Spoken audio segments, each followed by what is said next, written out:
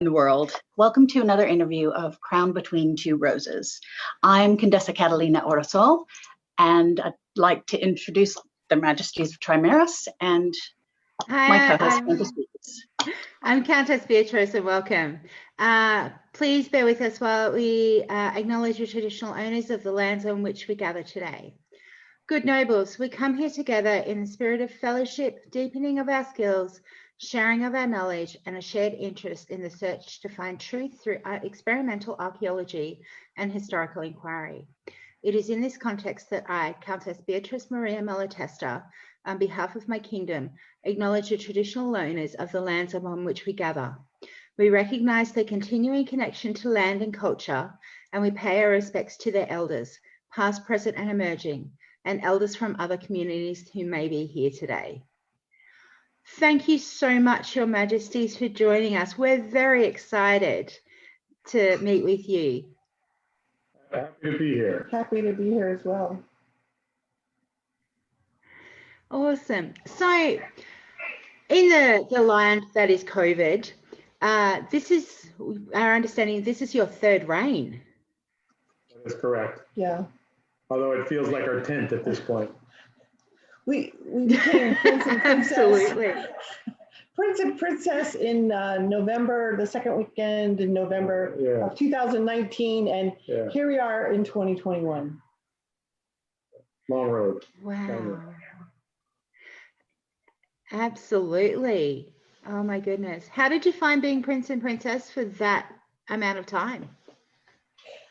Well, it's like this. I'm a Pelican. I've been Kingdom Seneschal, and you know, when you served in the administrative capacity, you have a lot of opinions, and your queen is still your queen, and nonetheless, she had to kind of graciously include me, and she did. In much of the decision, we started to refer to ourselves as the royal family, and that way the anything that was sent out, or it was all in a united front, and that way, you know, we would stand strong in our decisions, and they of course are friends, and it was, I think, her third and his fifth, yeah. So there's lots of experience in the whole process. Yeah, it's absolutely. Sorry. Go, Your Majesty. Being you know, usually being prince is the cool part. Not that being king, you know, isn't cool on its own, but it's also a lot of work and responsibility. And there's plenty of that as prince, but usually it's the part where you get to smell the roses, if you will, before you're planting them as king. And this time around, there was a certain amount of that, you know, in the last month or two of 2019 and the first month of 2020, but it became apparent pretty quickly in 2020 that this was not going to be like normal. We were at Gulf Wars, which is one of the larger interkingdom wars in the States.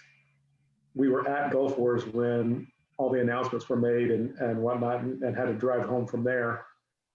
You know, so certainly it was an interesting challenge to understand exactly what that meant, or actually to not understand what that meant really when it first started, but to know that things were not normal.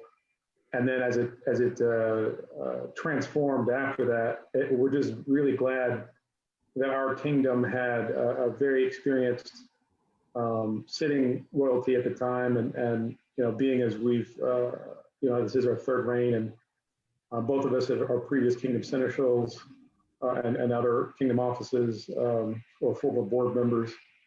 It put us in a good position to understand a lot of the challenges that were going to be coming down the line, so we could focus on trying to maintain engagement with our populace. And I'm going to be frank, because I think that was part of both our strength, and in some ways we saw a lot of internal situations become external with the fact that it was also a pandemic, an election year in our country, and social media. And I'm not going to touch on anything unfortunate in this setting. I'm just saying that it really stretched our capacity to kind of find a common meeting ground for people to maintain their equanimity, I guess would be the kindest word I could think of, in that pressure cooker situation where people were worried about getting sick. People did get sick. You know, we had, and I in July got sick with COVID as well. So it was. I'm so glad you recovered. I did, but I'm a long hauler, so I've had to really think outside the box in how I'm going to best serve my kingdom and not fall short, despite the fact that I've had some challenges physically. And, you know, it made me adjust a few things in my life. Like I'm doing less, where I'm a college professor and I'm taking a lighter load this summer, and just things to kind of like balance the focus. I think that was what the pandemic, if anything, taught us, was our lives have had a lot of external noise in the outside world, and we were left with a lot of time to think about how we wanted to live our lives and how we wanted to connect with each other. Yeah, no, I wanted to kind of follow up on that when you said that you had COVID and you've recovered, and I'm very happy for that. Has that experience of being sick, on top of reigning during the pandemic, has that shifted your perspective in how you engage with your populace and perhaps your approach to how they play? Yes, actually it did. We created, we're a small kingdom, we're Florida excluding the Panhandle. So geographically we're not that large, and you know, it's typical of any other small kingdom where you kind of are aware there's the different, you know, households and groups that have their specific interests, and crossing back and forth between them. It was actually a lot of time on Zoom. And I, as somebody who had COVID at the time, and I was still teaching, and I was pretty sick, I didn't go to the hospital, but it occurred to me that I might think about it. But I had like this small window of time where I was lucid, and that I would schedule all my meetings for that, and then I would just die in the nighttime. And a lot of times our peerage meetings happened at night, and it would just be this disembodied voice, you know, what do you have any questions? And I'll be like, you know, and then there were just a few times where I just let my husband, he's capable, take over, and he did. He, you know, I was saying something to a friend. I go, he's a king, and he answers his email, and he answers my email. I'm like, I feel so spoiled. Do you have any advice for any people who are going to be ascending the throne in the near future? I know that we're hoping to get this pandemic under control, but with your experience, is there anything you would like to share, any kind of advice for people who may be stepping up the first time while we're still here in this pandemic?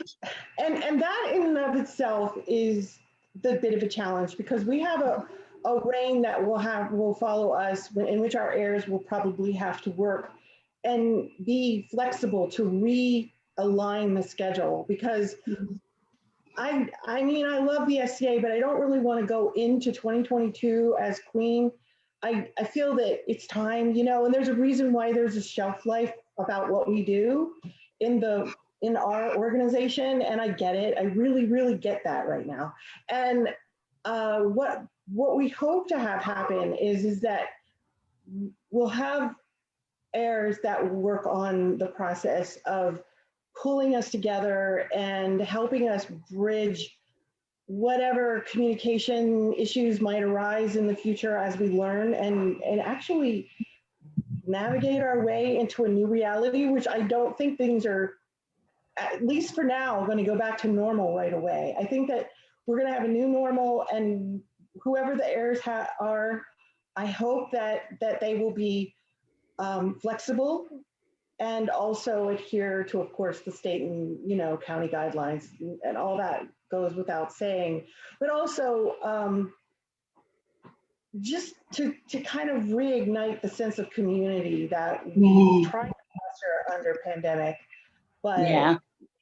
I've noticed that there's that the method of communicating via Zoom is not particularly conducive for some people who might perhaps be less verbally outgoing, or they might be on a little bit more on the introverted spectrum.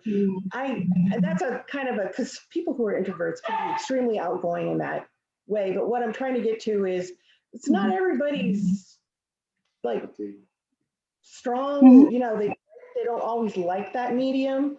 And I think that with that being said, we need to get to a place where we can look each other in the face and have conversations that maybe kind of stalled under this setting. Have you, one more question.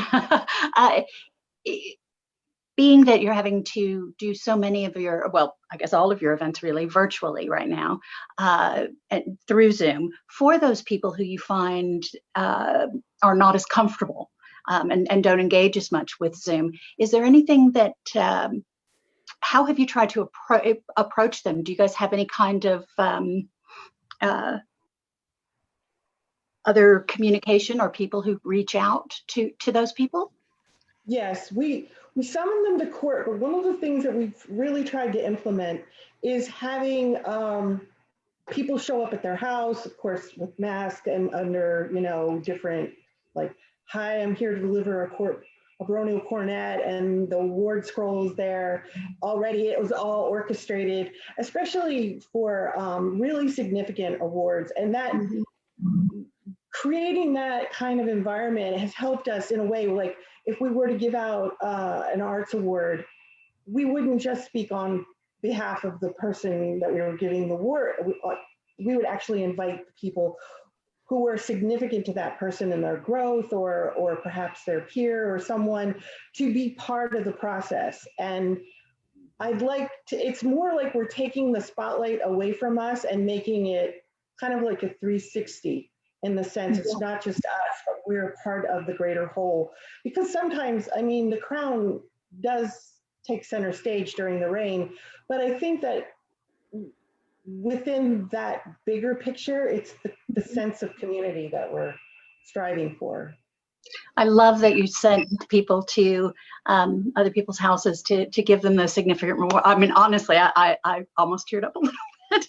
So I think that's wonderful, and I hope that actually more can speak that. That's been very well received. It has, and the kindnesses that people have done for each other, and that's at some point when you feel it's right, I can show you some of the stuff that we've worked on. Yes. Really kind of the overarching theme, and certainly something that I would encourage our heirs when we have them to strongly consider. I think one of the most critical things that we can do right now when we're under these types of restrictions is to do anything and everything that we can to engender feelings of community, feelings of engagement that are so much more difficult, and so much more difficult for our organization in particular, because traditionally we have not been very good at embracing technology. Up until the pandemic, certainly there were resources available on YouTube, but and I apologize because I'm kind of stick jockish, but there were a lot of a few. Let me back up and say there were a few well-known YouTube channels that were focused on fighting and the teaching of fighting. Since the pandemic, of course my attention is on it, but since the pandemic has come out and we've started to absorb what that means, and we all understood it was going to take, it was going to be measured in months, not weeks, and ultimately, in years, year or two. The preponderance of resources on YouTube in fighting, in various arts and sciences, either by way of instruction or just common participation in service, whether doing those things to support them directly or in the teaching of service. There's so much more resources just one short year later than there were beforehand. And I think that those things have gone a long way to help us preserve that engagement and sense of community with our kingdom. And certainly as things move forward, I would encourage our heirs and any other heirs in the SCA now or in the future to take advantage of the institutional knowledge and the resources that have been created during this time, and make sure that when we are finally back in person, that we do so and not just return the way we were, but fully armed with the tools that have been created so that we can launch a newer, better, more technologically savvy, more engaged SCA. Thank you. Your Excellency, do you have any questions? Always. Of course. Absolutely. One of the things that we've noticed over here is that absolute return to face-to-face activities has been amazing for the people who need that physical presence. But one of the other things is, have you found with the online components that you've got members who had disengaged previously coming back to? Very much so. They've definitely connected, and they've been able to socialize in really large settings or even smaller, more intimate settings, and kind of catch the bug again. Nice. That might have joined when they were in college and then come back because they were bored at home. I think what one of the things that the technology and the online resources have been able to do is create the opportunity for a hybrid path, if you will, for participation in the SCA. I mean, for most of our history, the SCA has happened in person at events. I mean, and there has been an online component to it through email lists and on Facebook groups, et cetera, particularly in the last 5, 6 years, 5, 6, 7 years, as those technologies have become very, very prevalent. But they have been fairly underdeveloped, if I can call it that, across the SCA. And everyone's, your participation was essentially in person with an online component that was focused around your peerage, your peerage order or your local group. Now, because of all the resources that have been created, I think there is an opportunity for someone who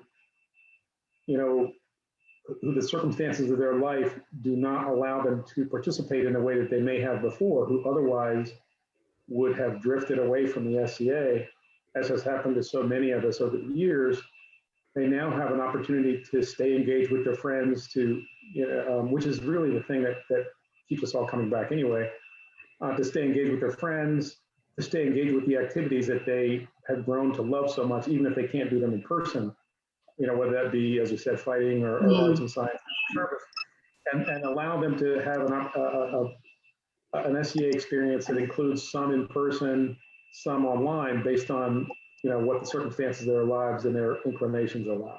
Well, another thing, the fact that we've discovered we can have effective peer meetings on Zoom, and want to meet face to face still, but the biggest problem, I don't know, maybe this is SCA wide, that peers are always in meetings all day, so they don't get to interact with populace and then their own household, and they're always constantly going from place to place, and it schedule and allows for a whole nother dimension of interaction, and I really am excited by it. We actually ran our coronation last week for King Oz and Queen Miriam, and there were no peerage meetings at the event. It was It was amazing. Being a peer, not having to go to a meeting.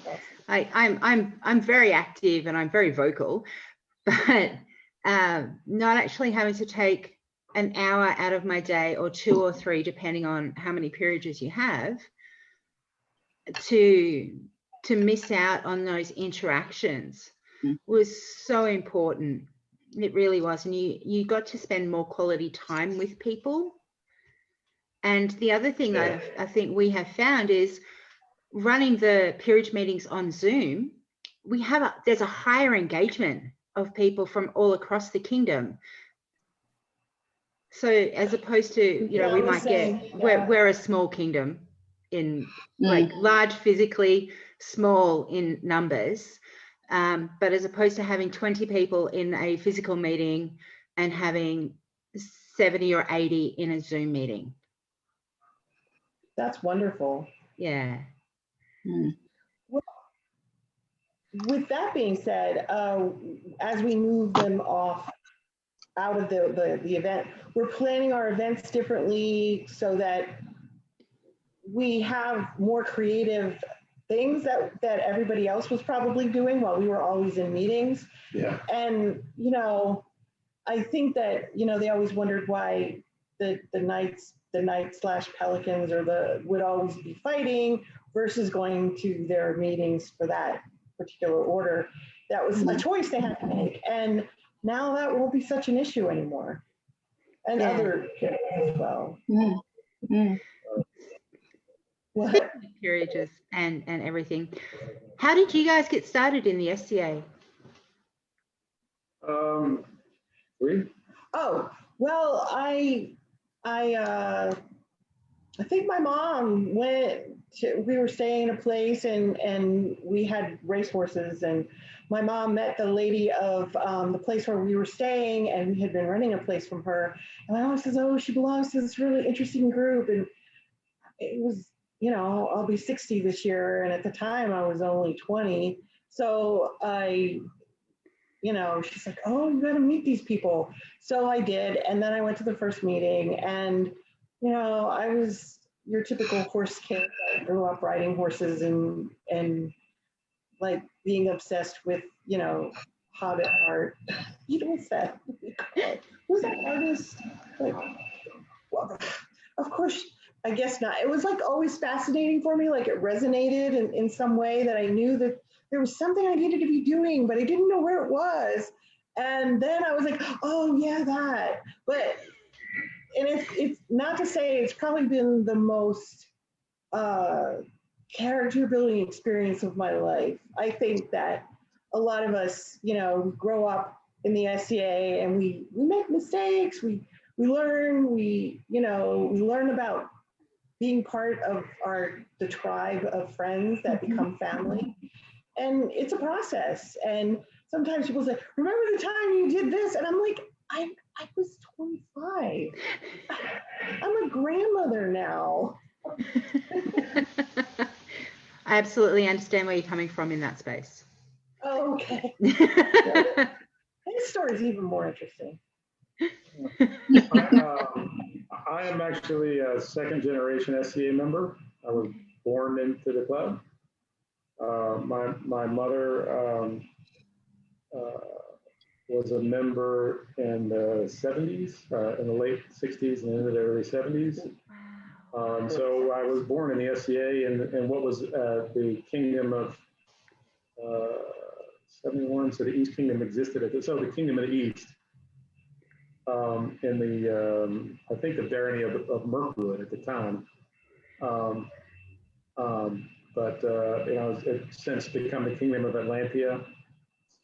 Grew up there, and just spent all my formative years there. So to me, SCA participation was just what you did. It was.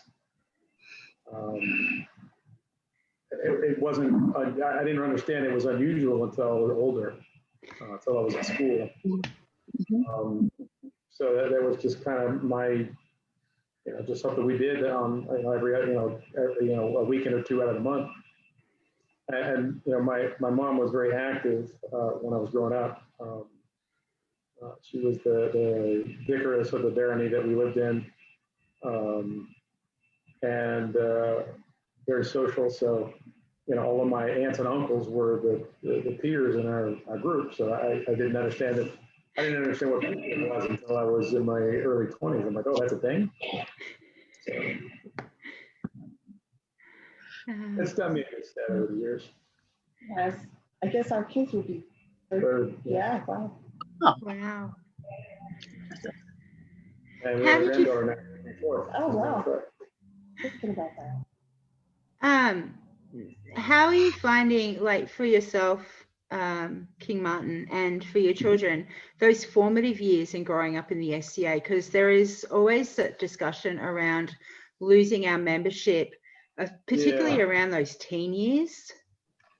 Yeah, that was,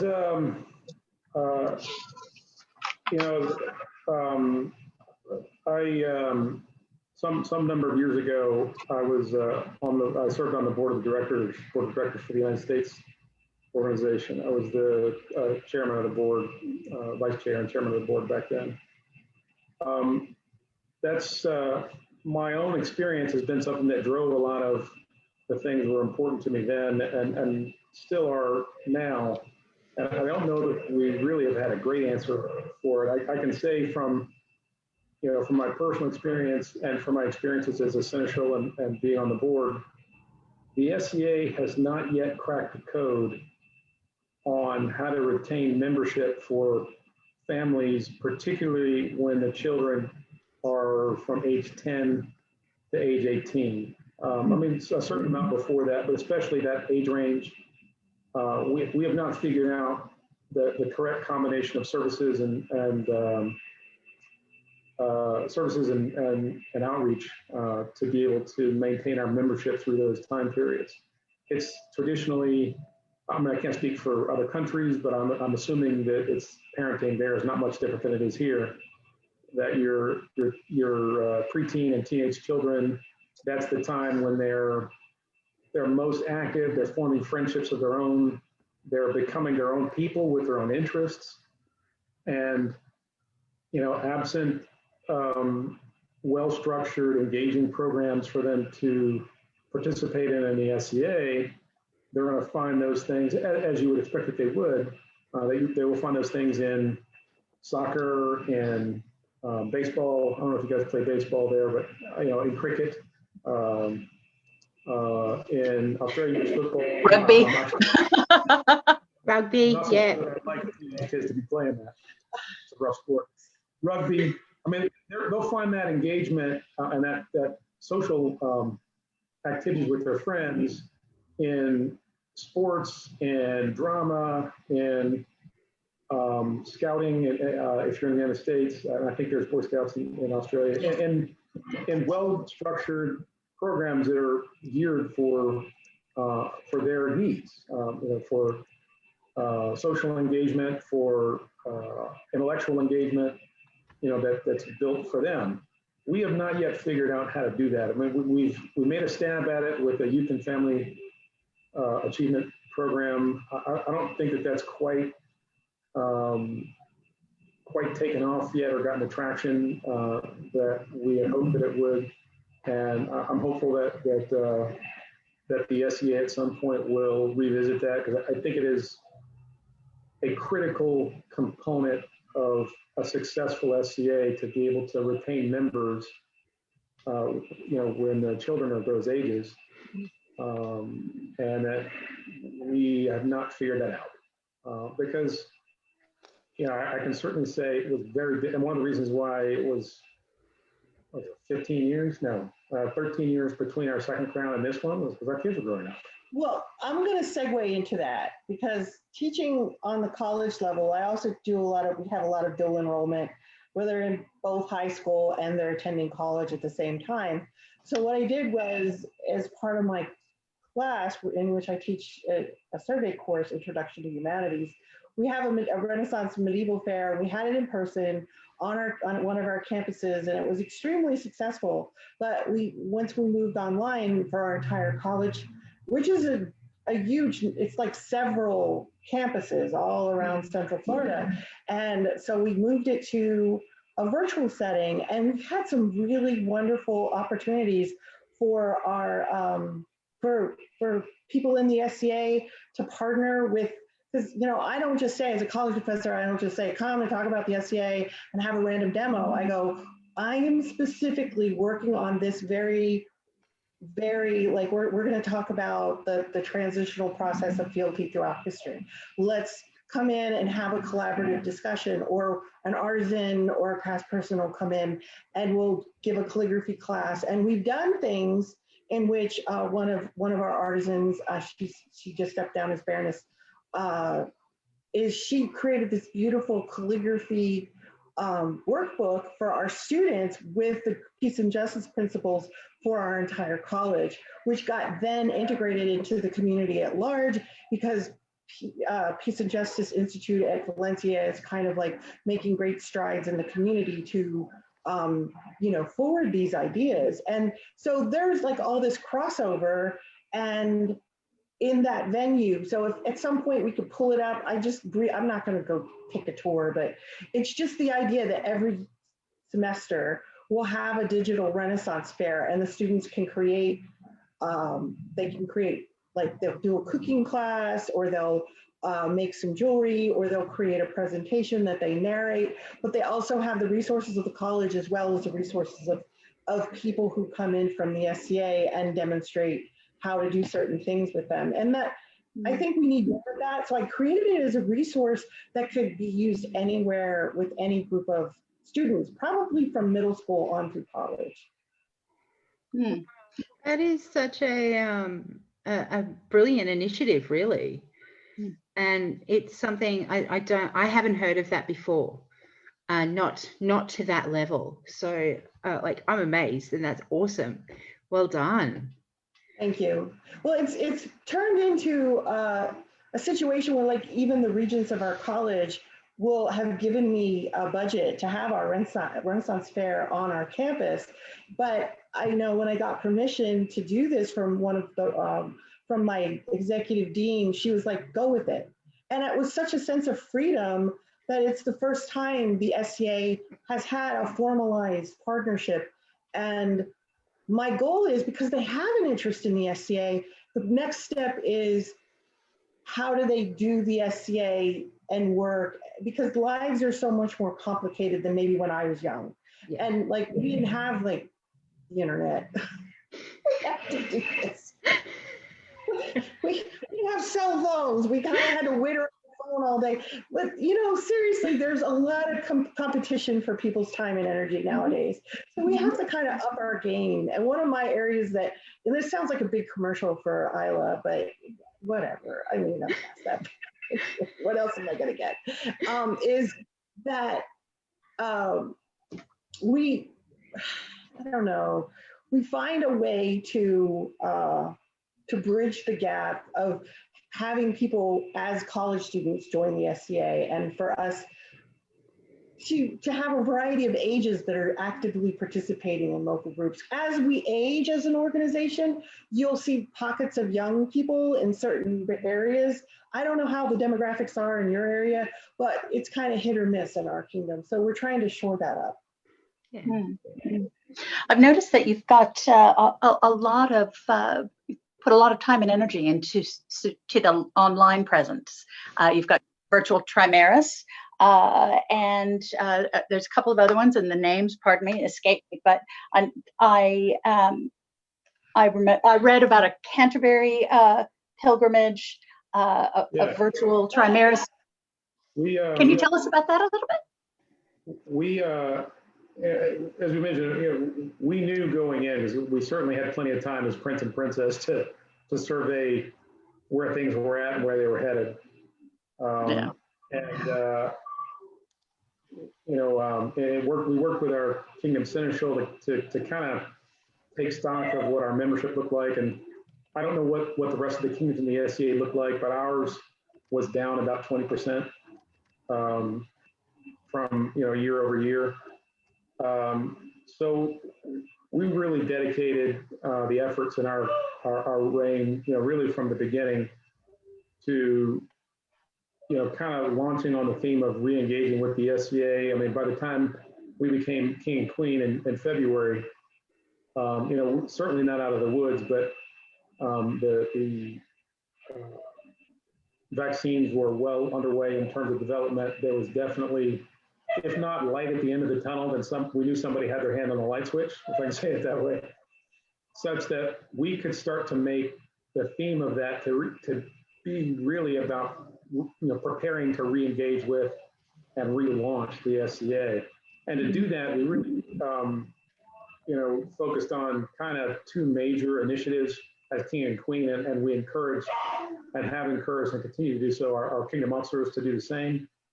I'll talk about the we found we did two things. One is a tournament, a heavy weapons tournament. The other is the pilgrimage to Canterbury. And now the pilgrimages to the Camino. Yes. But within the rules of the SCA and within the restrictions of the SCA, I should say, and within the restrictions we had placed on ourselves, we had to get creative. But we knew that the fighting community in our kingdom was one of the more most affected and most underserved during the pandemic. So we found a way to hold a tournament by having the preliminary rounds be distributed around the kingdom and limited. It had to be done by pre-registration, and each of those preliminary rounds was no more than 8 people, done at social distance with a lot of restrictions on the marshalate. So it's not SCA fighting in the sense that we've always done it. But within those restrictions, it did allow us to begin the process of saying, we will be back, sooner rather than later. We can start to do some things now if we're careful, if we follow the restrictions. And we were creative, we found a way to do that. So over the course of a month and many different rounds, distributed around the kingdom, we had a tournament. We had 46 people enter and got down. I think we fought the finals of that 2 weeks ago, 2.5 weeks ago. And a good friend of mine who's a new transplant to our kingdom, relatively new, Dietrich, was the victor. And we've spoken with some folks from other kingdoms who are, I would not say, I would say that more of the technical aspects of how we did it would be a model and how not to do it. We certainly hit all the different technical hurdles and everything else, but certainly I've spoken with a number of folks about the spirit of how we went about that. And my understanding is that some kingdoms are starting to look at potential ways to do similar things for themselves. Our rapier and cut and thrust communities are now looking to do something similar, and we're looking to build on that success, particularly as the SCA alters the SCA in the United States, alters its stance on COVID come June 1st. There will still be restrictions, but less restrictive than they are right now.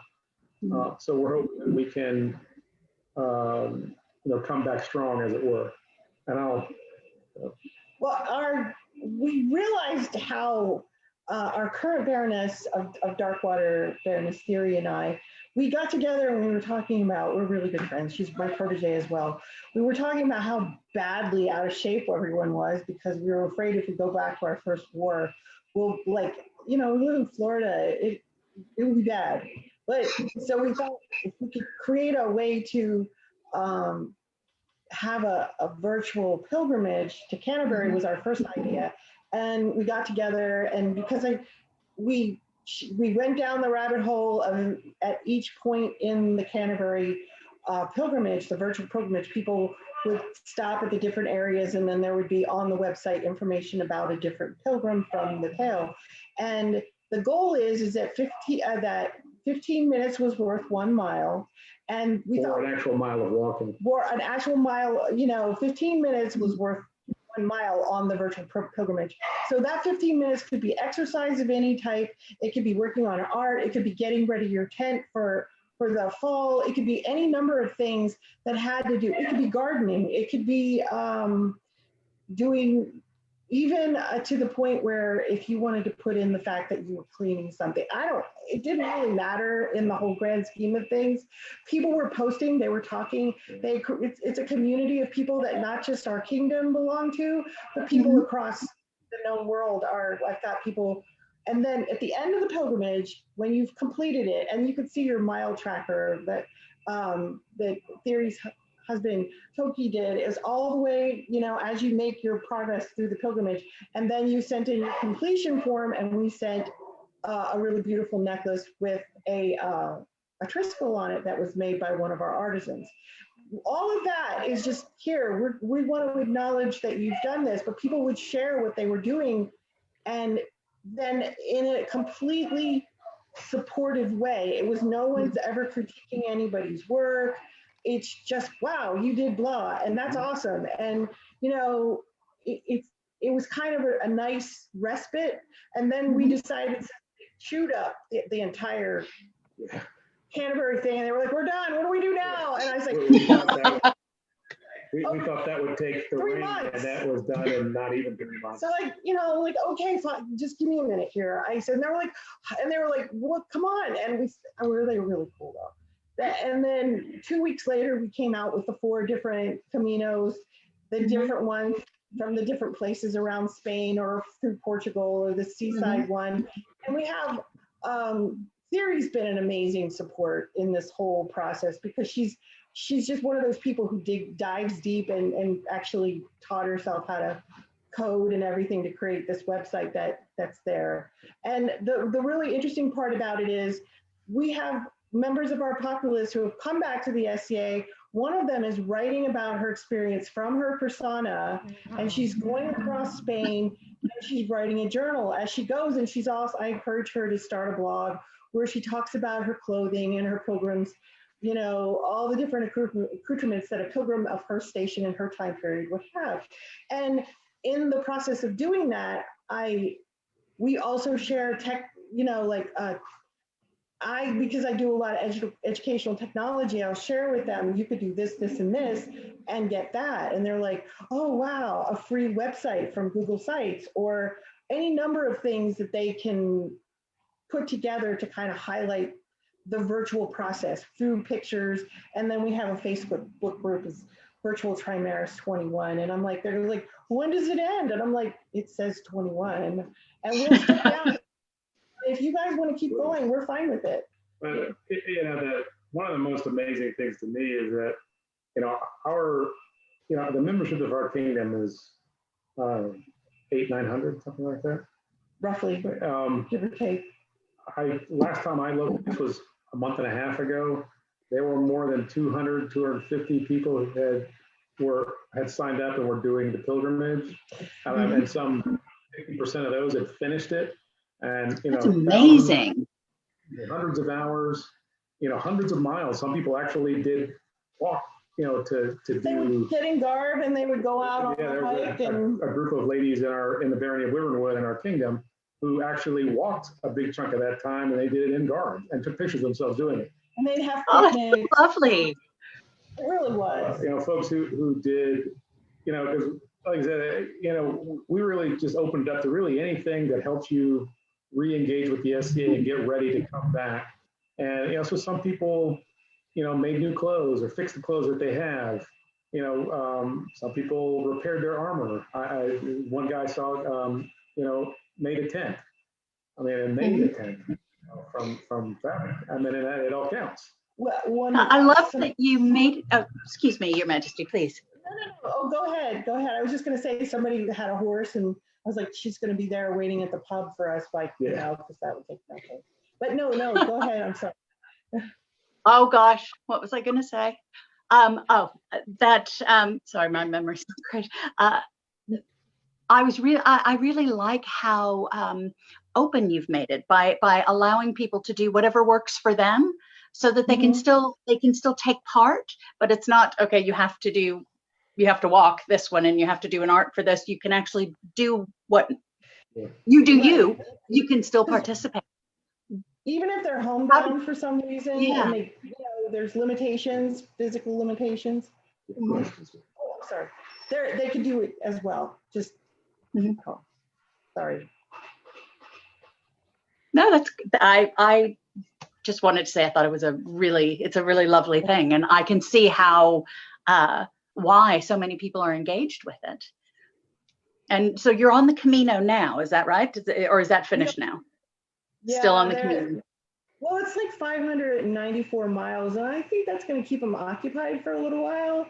And we figured if they finish that before the end of the rain, we might, we'll just create one to go to Constantinople or Rome or whatever. That's great. Well, now is it too late to sign up? Because I noticed you said it wasn't just for Trimaris. So can anyone sign up? We've had, I mean, again, last time I looked, and that was a month and a half ago, but I think there was only one kingdom that we didn't have people signed up from. Every other kingdom in the SCA had at least one participant in the pilgrimage. And that's probably... Well, that's exciting. I'm going to go join after this. Oh, that would be amazing, because we ship to Australia, so we'll ship I'm in New Zealand, but next door. No problem. Awesome. Oh, sorry, I didn't know where everybody was. No Oh no, it's fine. But when the borders open, please come visit. Absolutely. I'm in Australia, so please come visit. I was very disappointed because I was supposed to go to Golf Wars last year. So yeah. Yeah. You have to come visit if you come this time.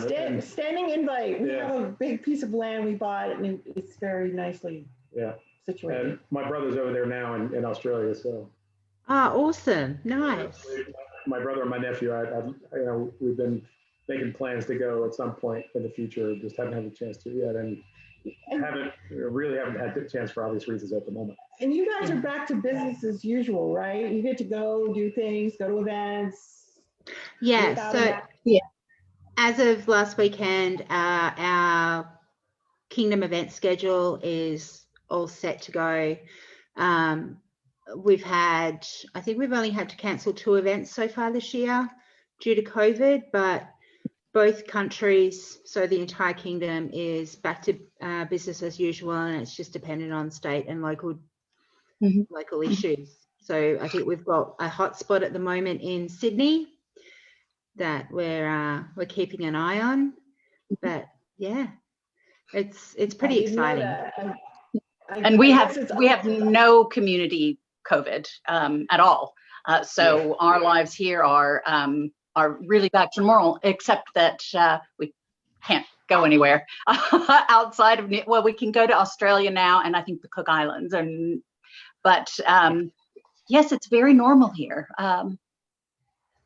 Must be nice. And I see things over there, and I feel for you guys. Just it's going on so long, but the two of you have just risen admirably to this to this incredibly difficult time. Is there one thing, I do have a question that I'm dying to know, is because this is your 3rd reign, and it's a very different reign, and I know every reign is different at different periods of time and places, but this incredible time in history for for us as people with this COVID pandemic, what is the biggest thing you've learned from this? What is and what has been your biggest challenge and your greatest joy? So that's kind of 3 questions. Okay, I'll try and make it brief because we both like to talk, but I'm an extrovert. So do we, so that's okay. We've both been very quiet this time. For me, it's been, this is another dose of we in the past, I say we as in the entire SCA, sometimes we have the memory of what's that, somebody who just hangs on to something and you keep a grudge for a long time. Sometimes that happens through miscommunication in the SCA or breakdown in people's worldviews or whatever. But I think that this particular period in time has taught me tolerance, to circle back around, no matter how frustrating the engagement might be, to come back with a fresh perspective, to just to understand that everybody's under their own internal pressures, that some seen, some unseen, and even further beyond the pandemic, I think as a society as a whole, and the SCA reflects that, we're going through enormous shifts in how we treat each other. And I think that's going to be a process of learning and communication and active, I'm going to use teacher words now, active dialogue. All right, I'll go now. What were the three things you were interested in again? The biggest thing you've learned or done differently, or the greatest achievement you've had, and what the biggest struggle was, I guess. Well, certainly the biggest struggle is the fatigue that has set in with the virtual SCA. We've been doing that for a year, and for the people who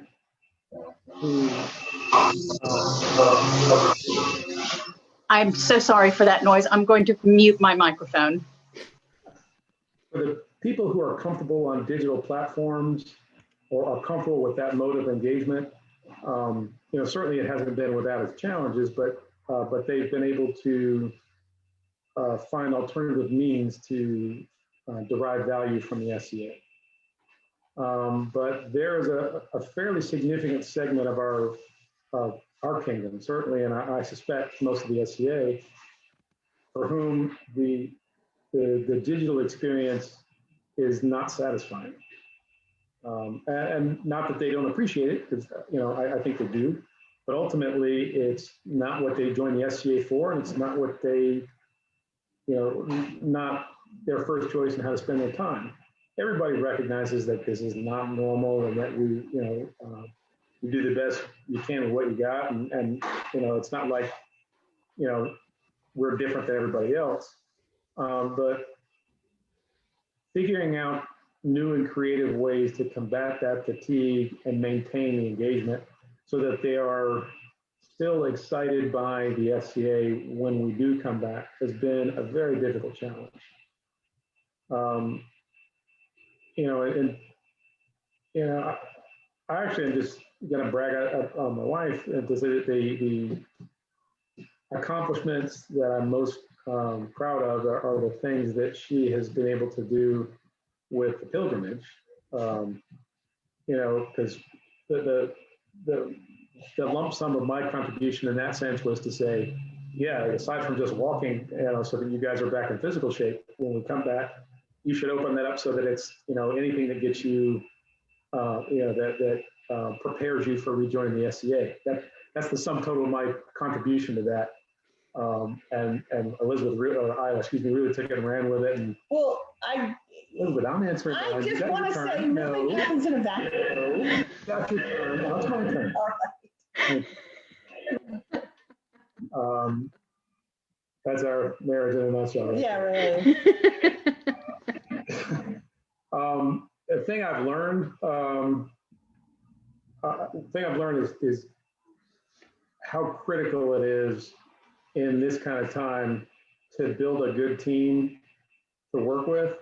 We've been very fortunate in that the officers of our kingdom have really been top quality and have really stepped up, under trying circumstances, not only to figure out how to maintain the function of their offices in the absence of in-person activity, but also to make concrete, plans for when we do start to come back that ultimately are going to work. I mean, for things as simple as, sanitizing pins at check-in, to, alternative procedures for, some of the normal activities in an event that you don't think twice about that are going to have to be different with COVID. I mean, we've been, no one person can do it all. Even in a normal reign, you know, it takes a lot of people to make that work. And especially with what's going on now, it's critical to have a good team around you, both of Kingdom officers and of folks to help you on the throne, because you get all the normal challenges and you get all the extra ones too. And there's certainly no manual for how to do it. So the importance of having a good team around you to make things happen can't be overstated. And I'm very happy to attest to that. I've been in the Kingdom Seneschal's position for just over a year and expanded my team to a big part of that is to include that COVID response point. Yeah, it's been amazing. I have a question for you both. Is after your break and nobody could have in-person events, and the first time you had a face-to-face event, did you see this like people laid up inside, like something they were like vibrating? Was there just something special about that first event back? I need to know. Give me hope. I wouldn't call it the first event back. I would say that we had our March Crown. So we had our 12th night Crown 20 and coronation, which was heavily COVID affected. We couldn't have New Zealand attending, and we ended up having 3 major hotspots in 3 capital cities. So, and the numbers were reduced by almost 100 people for that event. But March Crown, again, it's a difficult balance here because we do have 2 countries that are very different in their COVID responses. And New Zealand and Australia have only just opened up non-quarantine travel between the 2. But March Crown, for everybody who attended there, I honestly felt like I was back at an event 20 years ago when everyone was so excited and got together and having the best time. And there was, you didn't feel the burnout. You didn't feel like there was an onus that you had to attend this event just because you have a responsibility or you needed to do something at the event. Everybody truly wanted to be there because they chose to be there. And seeing people in person is such a huge difference than that Zoom meeting. We have what are called household bubbles over here. So they are groups of people who try to, who hang out together socially outside of the SCA. And they are that family group. So it's not just a blood family group, that's the SCA family group. So that's what we're looking at in terms of how we manage our household and group dynamics when you go to events in terms of COVID restrictions. But even then, just being able to see people in those situations, standing back and watching everybody's joy at being at this event and the love of the SCA coming back to life was just phenomenal. Yeah. An unintended benefit, but nonetheless still welcome. Absolutely. I think that because we have to do everything outside and we're in Florida and it's going to be summertime for us, we're thinking of ways to kind of like work with that, like what we wear clothing wise. Florida, short of like a furnace, short of Hawaii, parts of Texas, and some of the territories that are in tropical areas, Florida, by far one of the hottest states in our country. I think Arizona would probably win. Well, yeah, but it's a dry heat. But it's a dry heat. No, it's just really. No, it's the timing, could be better, but I'll take what I can get, to be honest. But June 1 is about to, that time period is getting into the hottest part of the year in one of the hotter states in the United States. So I'm glad that we're getting back to activity, but doing things outside is usually miserable down here. So we'll see how that goes. Yeah, we the coronation that we've just had was a picnic in the park, not catered. So everybody was bring your own. It was you sit in your groups, and social distancing was paramount. But it was just that family atmosphere. Australia has very different climates, so absolutely feel what you're talking about going into events in summer. I grew up in Queensland, which is almost the same kind of weather as Florida. Hot, humid during summer.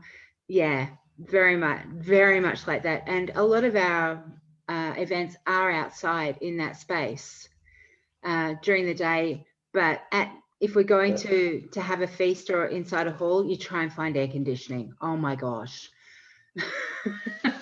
Yeah. At this point, I'll take what I can get, but yeah. Well, somebody talked about a large riding arena, and I was like, see if you can make that happen. Air conditioning. Yeah, there's also, they do a lot of just picnics without any combat or martial art activities. So there are groups that run games day in summer here.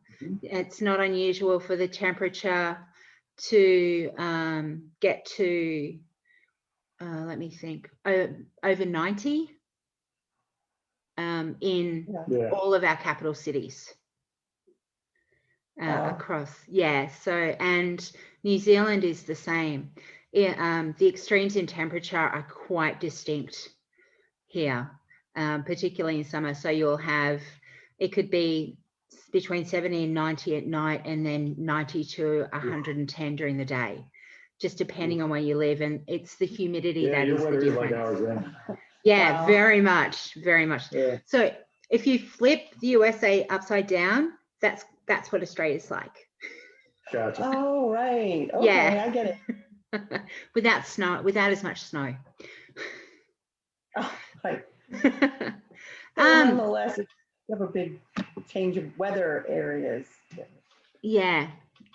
I have one last request of you, and that's one of the things that we do ask of our participants is to tell us what one of your absolute favorite stories of your time in the SCA is. Gosh, could be anything. Well, they range from, wild parties at Pennsic to, my kids doing cute things. But I think that I have to say my husband won the prize for best. We had been together for a while, but we hadn't gotten married.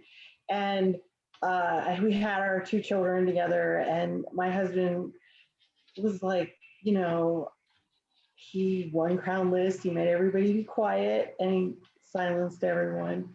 It was our second one, and then he got down on one knee and proposed to me right there. So that's probably my number one. And I had no clue at all. Well, I wouldn't for you, sweetie. I've done this for you. Will you marry me? I was like, it took you long enough. So anyway, needless to say, he goes, well, I'm still waiting for an answer. I'm like, oh, yes, of course, yes. I was like, all the things, my husband proposes, I'm princess for the second time. All these things are happening. And I'd like to make a minute. Yeah, he really did. So it's kind of a really awesome gesture that I felt was pretty amazing. Oh, that is amazing. What's yours? Well, I mean, that's probably my number one right there. Closely followed by the first crown I won was the weekend after Valentine's Day. And I had just gotten knighted, relatively new knight.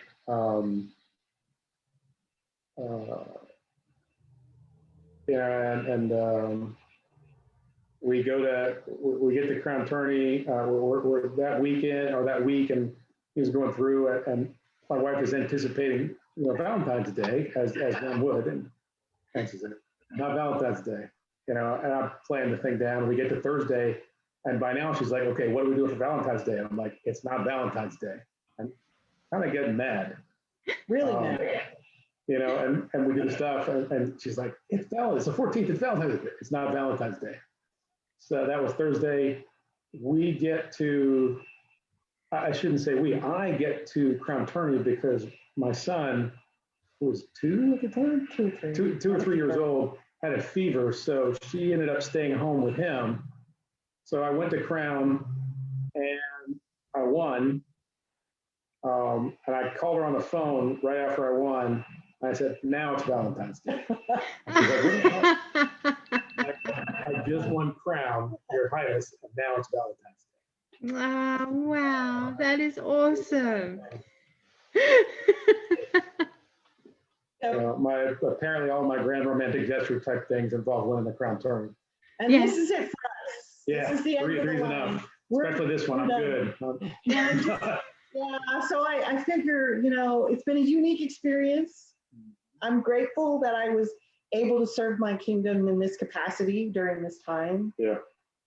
Yeah, as unusual as it is. Yep, but I will be happy to advise the next Crown if we find ourselves in this situation again. Yeah. Fingers crossed, never. Yeah. No more pandemics. Yeah. That is the end of our time. Thank you so much, Your Majesties. It has been amazing. Amazing to get to know you. We're so happy to meet you and get this opportunity. Thank you for asking us. And we'll think wistfully of your events right now until ours happen. They will happen. They will. They will. Absolutely. Thank well, Her Excellency Catalina and I want to thank you so much for an amazing chat. It was lovely to get to know you and learn a little bit more about yourselves and your kingdom. And to everybody joining us, thank you so much for watching today.